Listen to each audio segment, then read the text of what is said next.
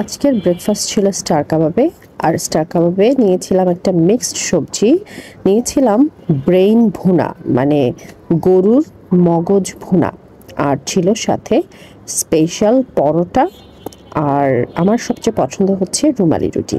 সেই রুমালি রুটি নিয়েছিলাম, সাথে কাঁচামরিচ তো রয়েছেই, কারণ সব কিছুতেই একটু ঝাল খেতে বা সব কিছু একটু ঝাল ঝাল খেতে আমার কাছে অনেক বেশি ভালো লাগে। তো মগজ ভুনাটা আসলে বাহিরে কখনো খাওয়া হয়নি, এবারই প্রথম। সবসময় বাসায় মগজ ভুনা খেয়েছি, এবং হালকা পাতলা করে রান্না করলে, হালকা মশলায় রান্না করলে মগজ ভুনাটা অনেক বেশি মজাদার হয়। তো সাথে ছিল লাচ্ছি, যদিও আমি আসলে চিনিটা একটু অ্যাভয়েড করার চেষ্টা করি, তারপরেও একটু লাচ্ছি নিয়েছিলাম। আর খেয়েছিলাম কলিজা ভুনা। হ্যাঁ, এটা কিন্তু মাইশার কলিজা ভুনা না, এটা হচ্ছে গরুর কলিজা ভুনা। তো আমরা অনেকেই আছি যারা হচ্ছে কলিজা ভুনা খেতে পছন্দ করি, আবার অনেকেই আছি যারা গরুর কলিজা ছেড়ে মানুষের কলিজা ভুনাও খেতে পছন্দ করি।